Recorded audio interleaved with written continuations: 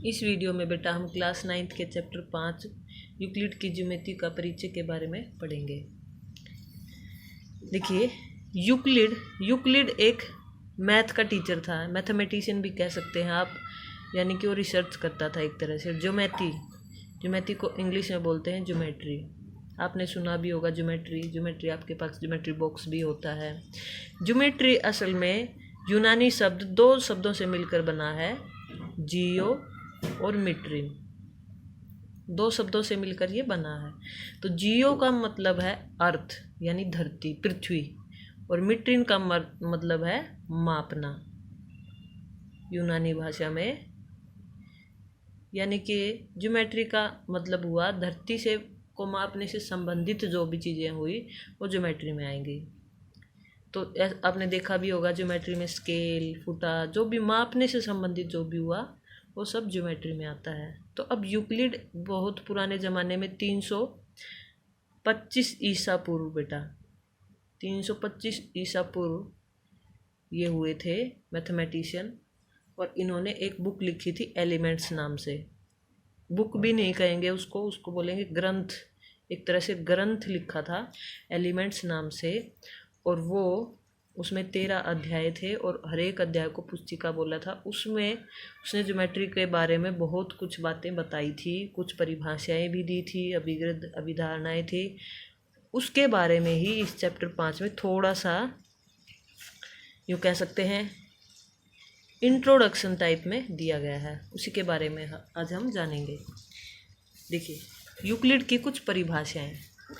Euclid ने कुछ परिभाषाएं दी थी, उनमें से कुछ परिभाषाएं यहाँ लिखी हुई, बहुत सारी परिभाषाएं दी थी, लेकिन कुछ क्लास 9th में दी गई हैं। जैसे एक पहली परिभाषा है इसमें, एक बिंदु वह है जिसका कोई भाग नहीं होता। बिंदु वह है जिसका कोई भाग नहीं होता। ये बिंदु है मान लीजिए, तो उसको क्या परिभाषित किया है यूक्लिड ने कि उसका कोई भाग नहीं होता, यानी कि भाग मतलब क्षेत्र नहीं होता, यानी कि कुछ भी एरिया घेरता नहीं है। अब देखिए, मैंने एक बिंदु लगाया, पेन से ये बिंदु लगा दिया, ये कुछ ना कुछ क्षेत्रफल तो घेर ही रहा है, तभी तो हमें ये दिखाई दे पा रहा है। इसको, ये सब बातें जो हैं वैसे तो ये मन में समझने की होती हैं, अगर हम इसको कॉपी पे या कहीं भी लिख कर समझाएंगे तो वो अर्थ हम उसका स्पष्ट नहीं समझा पाएंगे। असल में ये एक लोकेशन को ही बताता है कि भाई ये यहाँ इस बिंदु से गाड़ी चली, या एक लोकेशन दिखाने के लिए कि यहाँ है एक बिंदु। अगर उसको मैंने ऐसे डॉट भी लगा दी अगर, तो उसकी कुछ ना कुछ एरिया उसने ऑक्यूपाई कर लिया, यानी कि उसकी कुछ चौड़ाई लंबाई अगर हम इसको नापे तो कुछ ना कुछ आएगी। जबकि कोई भाग नहीं होता है बिंदु का, यानी कोई लंबाई नहीं होती, ना ही कोई चौड़ाई होती है इसकी, ना ही कोई मोटाई होती है। अच्छा, सेकंड पॉइंट है, एक रेखा चौड़ाई रहित लंबाई होती है। रेखा में चौड़ाई नहीं होती, सिर्फ लंबाई होती है। अब मान लीजिए ये रेखा है, लंबाई है, इसमें चौड़ाई बिल्कुल नहीं होगी। अब ये अगर मैंने पेन से खींच दिए तो थोड़ी सी चौड़ाई तो होगी। आप इसको मन में समझिए कि उसकी बिल्कुल भी चौड़ाई नहीं होती, इससे की चौड़ाई है ही नहीं। उसको मन में समझिए आप कि चौड़ाई रहित लंबाई है वो। तीसरा पॉइंट है, एक रेखा के सिरे बिंदु होते हैं। रेखा के सिरे बिंदु होते हैं इस तरह से। मान लीजिए रेखा है, इसके सिरों में बिंदु होंगे। चौथा है, एक सीधी रेखा ऐसी रेखा है। अब रेखा तो ऐसे वक्र रेखा भी हो सकती है और सीधी रेखा ये बनाई हुई है। सीधी रेखा एक ऐसी रेखा है जो स्वयं पर बिंदुओं के साथ सपाट रूप से स्थित होती है। ये उसने सीधी रेखा के बारे में बताया है, यानी कि सपाट, यानी कि बिल्कुल समतल सपाट रूप से वो स्थित है बिंदुओं के साथ। यानी कि ये एक रेखा है, जैसे इस पर बिंदुओं के साथ, ये अपने बिंदुओं के साथ सपाट रूप से स्थित होती है। इस परिभाषा को ऐसे ही एज इट इज ही हम याद करेंगे। एक पृष्ठ वह है जिसकी केवल लंबाई और चौड़ाई होती है। पृष्ठ यानी कि उसकी कोई मोटाई नहीं होती, इस टाइप से मान लीजिए कोई और कागज़ भी हम ले लेंगे। मान लीजिए ये ले लिया हमने, इसकी केवल चौड़ाई और लंबाई होगी, मोटाई नहीं होगी। मान लीजिए यहाँ इसकी भी थोड़ी सी तो मोटाई होगी कुछ ना कुछ, फिर भी बिल्कुल पतले से पतला आप ऐसे लीजिए कि उसकी बिल्कुल भी मोटाई ना हो, केवल लंबाई और चौड़ाई ही होगी। और पृष्ठ के किनारे रेखाएं होती हैं। पृष्ठ के किनारे ये देखिए रेखाएं, पृष्ठ के किनारे यहाँ यहाँ ये सब रेखाएं ही दिख रही हैं आपको। समतल पृष्ठ ऐसा पृष्ठ है, समतल पृष्ठ ये समतल ही है, ऐसा पृष्ठ है जो स्वयं पर सीधे रेखाओं के साथ सपाट रूप से स्थित होता है। यानी कि ऐसे सीधी सीधी रेखाएं, ये यही सीधी रेखाएं, मान लीजिए यही सीधी सीधी रेखाएं बहुत सारी मिला दें हम तो सपाट, ऐसे मिलाते मिलाते, ऐसे मिलाते मिलाते, सीधी सीधी रेखाएं मिलाते मिलाते ऐसे वो हमारा पृष्ठ बन जाएगा, सपाट रूप से स्थित होता है। इसके बाद बेटा हम पढ़ेंगे कि अभिगृहित और अभिधारणाएं। यूक्लिड की अभिगृहित पढ़ेंगे, यूक्लिड की अभिधारणाएं पढ़ेंगे। तो आपको ये सोचना होगा कि क्या होते हैं, नए शब्द आए हैं अभिगृहित और अभिधारणाएं। अभिगृहित और अभिधारणाएं ये ऐसी कल्पनाएं हैं जो स्पष्टतः सर्वव्यापी सत्य होती हैं और इन्हें सिद्ध नहीं किया गया है, आज तक तो सिद्ध नहीं किया है इनको। यानी कि हम उनको मान लेते हैं या हमें वो दिख ही रही है कि वो सच हैं और उनको सिद्ध नहीं किया जाता। तो वो कल्पनाएं, ऐसी कल्पनाएं अभिगृहित या अभिधारणाएं कहलाती, अभिगृहित और अभिधारणाएं। अब दो शब्द क्यों दिए हैं, देखिए अभिगृहित तो नॉर्मल हो गई, जो अभिधारणाएं हैं ये स्पेशली ज्योमेट्री से रिलेटेड हो गई। ज्योमेट्री से रिलेटेड जो भी कल्पनाएं हमने मानी उनको हम अभिधारणाएं बोलेंगे, यूक्लिड ने बोला है इनको। और जो नॉर्मल हैं डे टू डे लाइफ की वो अभिगृहित हैं। देखिए अब यूक्लिड के कुछ अभिगृहित देखते हैं। इन सब पॉइंट्स को जो यहाँ लिखे हैं इनको आपको अच्छे से समझना है, ये आपकी बुक में भी दिए हुए हैं इसी हेडिंग से, यूक्लिड के कुछ अभिगृहित, यूक्लिड की कुछ परिभाषाएं और यूक्लिड की कुछ अभिधारणाएं, वो सब आपको नोटबुक में लिखकर अच्छे से समझना है, एग्जाम में पूछ लेते हैं बेटा। देखिए कुछ अभिगृहित देखते हैं। वे वस्तुएं जो एक ही वस्तु के बराबर हों, एक दूसरे के बराबर होती हैं। इसको आप मैथमेटिकली भी समझ सकते हैं। मान लीजिए x बराबर 3 है, y बराबर 3 है। कुछ वस्तु भी मान सकते हैं जो एक ही वस्तु के बराबर हो। मान लीजिए ये दो वस्तुएं एक ही वस्तु के बराबर हैं तो ये परस्पर खुद भी तो बराबर हुई, x भी y के बराबर हुआ क्योंकि ये दोनों ही 3 के बराबर हैं। समझ रहे हैं बात को। मान लीजिए ये 3 वस्तुएं हैं, 3 वृत्त हैं। मान लीजिए ये वृत्त इस वृत्त के बराबर है और ये वाला वृत्त इस वृत्त के बराबर है, ये वृत्त इसके और ये वृत्त इसके बराबर, तो दोनों ही एक ही वृत्त के बराबर हैं। तो ये दोनों इसका मतलब एक जैसे ही हैं, यानी ये दोनों आपस में भी बराबर होंगे। यही इस पहले पॉइंट का मतलब है। दूसरा पॉइंट है बेटा, यदि बराबरों को बराबरों में जोड़ा जाए तो पूर्ण भी बराबर होते हैं। मैथमेटिकली भी समझ सकते हैं, बराबरों को बराबरों में जोड़ा जाए। मान लीजिए 5 और यहाँ 5 बराबर हैं, बराबरों को बराबरों में जोड़ा जाए। कुछ बराबर संख्या हम और ले लेते हैं, मान लीजिए 3 ले लिया। बराबरों को बराबरों में जोड़ा जाए तो पूर्ण जो जोड़ आएगा टोटल वो भी बराबर ही आएगा, दिख ही रहा है बराबर। ऐसे ही कुछ हम जैसे तराजू में कुछ सामान रखते हैं, बराबरों को बराबरों में, कुछ बराबर तोल का सामान, मान लीजिए 2-2 किलो का सामान है, 2 केजी का सामान है तराजू में, ठीक है। और यहाँ पर हम इसमें 1 किलो और जोड़ देते हैं और इधर भी 1 किलो जोड़ देते हैं, तो टोटल जो आएगा अभी पूर्ण वो भी बराबर ही आएगा, 3-3 किलो ही आएगा। बराबरों में बराबर जोड़ने पर पूर्ण भी बराबर आएगा। और इसी प्रकार से तीसरा है, यदि बराबरों को बराबरों में से घटाया जाए तो शेषफल भी बराबर होगा। शेषफल भी इसी प्रकार से बराबर होगा। अगर बराबर ही घटा रहे हैं तो जो शेष आएगा वो भी बराबर होगा। वे वस्तुएं जो परस्पर संपाती होती हैं एक दूसरे के बराबर होती हैं। मान लीजिए ये त्रिभुज है और ये दूसरा त्रिभुज है, इसी प्रकार से ये त्रिभुज एक दूसरे के संपाती हैं, यानी इसको मैं इसके ऊपर काट के रखूं और इसको इसके ऊपर काट कर रखूं तो एक दूसरे को ढक लेते हैं अच्छे प्रकार से। तो इसका मतलब मैं बोलूँगी कि ये दोनों त्रिभुज बराबर ही हैं। पूर्ण अपने भाग से बड़ा होता है। अगला पॉइंट है पूर्ण। अब ये मान लीजिए पेन है एक, इसका मैं छोटा सा हिस्सा कट कर दूं, ये पूर्ण है, उसका एक छोटा सा भाग है, तो पूर्ण अपने भाग से तो बड़ा ही हुआ, छोटे भाग से तो ये पूरा का पूरा अगर हम जोड़ दें तो उससे तो बड़ा ही होगा हमेशा। तो बड़ी ही नॉर्मल सी बातें हैं, बस आपको समझनी है थोड़ी सी। एक ही वस्तुओं के दुगने परस्पर बराबर होंगे। जब एक ही वस्तुओं के दुगने करेंगे तो बराबर ही होंगे।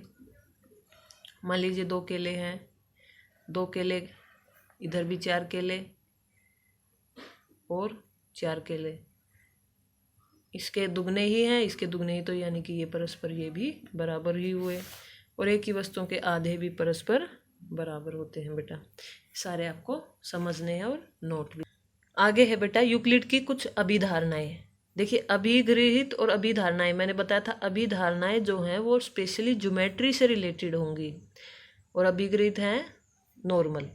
तो अब वो जो वस्तु बराबर होती हैं ये हम सिद्ध क्या करें, ये हमें दिख ही रहा है, ये सत्य ही है, तो इनको सिद्ध नहीं किया जा सकता, किया जाता, बस इनको ये हमें दिखता ही है कि ये सच है और हम उसको सच के वैसे ही स्वीकार करते हैं। फर्स्ट पॉइंट है बेटा, यानी इसको बोलते हैं यूक्लिड की पहली अवधारणा अभिधारणा। एक बिंदु से अन्य बिंदु तक एक सीधी रेखा खींची जा सकती है। मान लीजिए एक बिंदु यहाँ है, एक बिंदु यहाँ है, ये केवल लोकेशन दिखाने के लिए है। ये बिंदु अगर मैंने कुछ मोटा बना दिया है तो ये वैसे ही बिंदु नहीं रहा, पर फिर भी आपको मन में समझना है। एक बिंदु से दूसरे बिंदु तक एक सीधी रेखा खींची जा सकती है,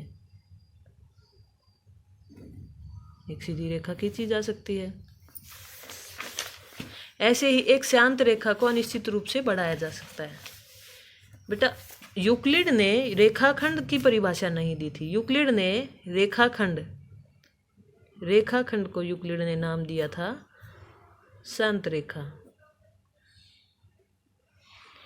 ये जैसे शांत रेखा है, इसको अनिश्चित रूप से आगे तक दोनों साइड से हम बढ़ा सकते हैं,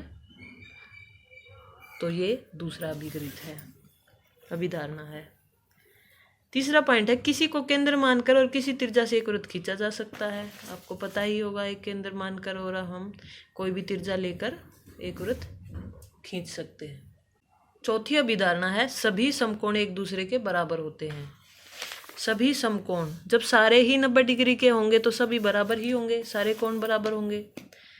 पांचवा पॉइंट समझने का पॉइंट है बेटा, देखिए पांचवी अभिधारणा, यदि एक सीधी रेखा, ये मान लीजिए एक सीधी रेखा है, दो सीधी रेखाओं पर गिरकर, दो सीधी रेखाएं हैं ये, अपने एक ही और दो अंतःकोण इस प्रकार बनाए, देखो इसके दो अंतःकोण ये वाले होंगे और दूसरे ये वाले होंगे, इस साइड वाले ये वाले और दूसरी साइड वाले ये वाले हैं।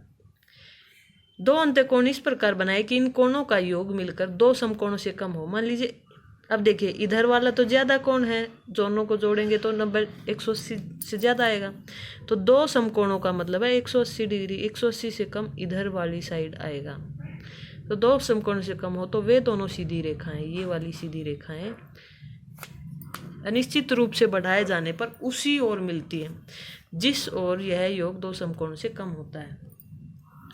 अगर हम इसको इस साइड बढ़ाएंगे तो ये इस साइड जाकर आगे कहीं जाकर मिल जाएंगी, क्योंकि इनके अंतःकोणों का योग इस साइड दो समकोणों के योग के बराबर से कम है, यानी 180 से कम जिस साइड हो ये रेखाएं उसी साइड बढ़ाए जाने पर मिलेंगी, ना कि दूसरी साइड। इस प्रकार से बेटा ये यूक्लिड की कुछ अभिधारणाएं थी, 5 अभिधारणाएं। बढ़ते हैं एक्सरसाइज की तरफ बेटा। क्वेश्चन नंबर फर्स्ट है, निम्नलिखित कथनों में से कौन से कथन सत्य हैं और कौन से कथन असत्य हैं, कारण बताएं। फर्स्ट पार्ट है, एक बिंदु से होकर केवल एक ही रेखा खींची जा सकती है, ये हमें बताना है ये सत्य है या असत्य।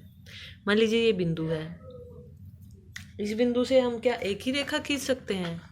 इस बिंदु से हम बहुत सारी रेखाएं खींच सकते हैं। इससे ये रेखा होकर जा रही है, ये रेखा भी होकर जा रही है, ये भी, इस प्रकार से हम अनंत रेखाएं एक बिंदु से खींच सकते हैं। तो समझाने के लिए ये फिगर हो गया है और ये असत्य है, क्योंकि एक ही बिंदु से अनंत रेखाएं खींची जा सकती हैं। सेकंड पॉइंट है, दो भिन्न बिंदुओं से होकर जाने वाली असंख्य रेखाएं हैं। दो भिन्न बिंदु हैं, मान लीजिए ये बिंदु है, इन बिंदुओं से होकर जाने वाली सिर्फ एक ही रेखा होगी जो इन दोनों को मिलाएगी, इसके अलावा कोई और रेखा नहीं होगी। तो ये भी असत्य हुआ। दो भिन्न बिंदुओं से, क्योंकि दो भिन्न बिंदुओं से होकर जाने वाली केवल एक ही रेखा होती है। अगला है, एक शांत रेखा दोनों ओर से अनिश्चित रूप से बढ़ाई जा सकती है। बिल्कुल, ये तो बिल्कुल सेम स्टेटमेंट ही हो गई है यूक्लिड की अभिधारणा नंबर 2 की। क्या था उसमें? शांत रेखा को अनिश्चित रूप से बढ़ाया जा सकता है। ये शांत रेखा है, इसको अनिश्चित रूप से बढ़ाया जा सकता है दोनों ही ओर। तो ये सत्य हुआ। अगला पॉइंट है बेटा, यदि दो वृत्त बराबर हों तो उनकी त्रिज्याएं भी बराबर होंगी। बिल्कुल सही बात है, सत्य। दो वृत्त ही बराबर हैं तो एक सी त्रिज्या के ही होंगे, पक्की बात है वो। दो वृत्त बराबर हैं तो उनकी त्रिज्याएं भी बराबर ही होंगी, ये सत्य है। फर्स्ट क्वेश्चन का 5th पार्ट है बेटा, यदि ए बी बराबर पी क्यू हो और पी क्यू बराबर एक्स वाई हो तो ए बी बराबर एक्स वाई होगा। ये बिल्कुल उसके अभिगरित की तरह है कि दो वस्तुएं, मान लीजिए ये दो वस्तुएं हैं ए बी और एक्स वाई, दो वस्तुएं एक ही वस्तु के बराबर हों तो वो दोनों परस्पर आपस में भी बराबर ही होंगी। ये यूक्लिड की अभिधारणा अभिगृहित था। दो वस्तुएं अगर किसी वस्तु के बराबर हैं तो वो आपस में भी बराबर होंगी। तो इसका लिख देंगे सत्य। इसको सोल्व करना चाहें तो अलग से भी लिख सकते हैं कि ए बी बराबर पी क्यू और पी क्यू बराबर एक्स वाई। इसको समीकरण नंबर 1 मान लेंगे, इसको समीकरण नंबर 2। समीकरण 1 और 2 से ए बी बराबर एक्स वाई। इस प्रकार से क्वेश्चन नंबर फर्स्ट का 5th पार्ट हुआ बेटा। सेकंड क्वेश्चन में कुछ पदों की परिभाषा पूछी है बेटा। पहली डेफिनेशन है, समांतर रेखाओं की परिभाषा देनी है हमें। ऐसी रेखाएं जिनकी परस्पर दूरी सदैव समान रहती है वे समांतर रेखाएं कहलाती हैं। एक रेखा जैसे ये है और दूसरी रेखा ये है, ये रेखाएं, इनके बीच की दूरी हमेशा समान रहेगी। कितना भी आगे इधर बढ़ाएं चाहे उधर बढ़ाएं, हमेशा दूरी इनकी समान रहेगी। ये बीच की दूरी, ये वाली दूरी समान रहेगी, तो वो समांतर रेखाएं कहलाती हैं। दूसरी डेफिनेशन पूछिए बेटा, लंब रेखाएं। ऐसी रेखाएं जो परस्पर 90 डिग्री का कोण बनाती हैं लंब रेखाएं कहलाती हैं। देखिए, ये एक रेखा खींच दी, इस पर दूसरा लंब डाल दिया। इसको चाहे तो आगे भी बढ़ा सकते हैं या फिर ऐसे भी, ये इसको आगे भी बढ़ा सकते हैं। ये लंब रेखाएं हैं आपस में, क्योंकि ये आपस में 90 डिग्री। तीसरी है बेटा रेखाखंड। रेखा का वह भाग जो दो बिंदुओं को मिलाता है। आपको पता है रेखा हम कैसे लिखते हैं, जो आगे अनंत रूप से बढ़ाई जा सकती हैं, और किन्हीं दो बिंदुओं को मिलाने वाले उस हिस्से को, रेखा के उस हिस्से को जो किन्हीं दो बिंदुओं को मिलाए, रेखाखंड कहते हैं। इसको सीधा खींच लेंगे, ये रेखा। अगली परिभाषा है बेटा, वृत्त की त्रिज्या। वृत्त के केंद्र से वृत्त की परिधि के किसी बिंदु की दूरी को वृत्त की त्रिज्या कहते हैं। देखिए, ये कोई वृत्त है, मान लीजिए ये इसका केंद्र है, इसके केंद्र से, और ये वृत्त की परिधि होती है। इस परिधि पर कहीं भी बिंदु ले लीजिए, मान लीजिए यहाँ ले लिया है, इन दोनों के बीच की दूरी को ही हम त्रिज्या कहते हैं। केंद्र से लेकर परिधि के किसी भी बिंदु के बीच की दूरी ही। अगला है वर्ग। ऐसा चतुर्भुज जिसकी चारों भुजाएं और चारों कोण बराबर हों। चतुर्भुज खींचेंगे ऐसा जिसकी चारों भुजाएं और चारों कोण बराबर हों।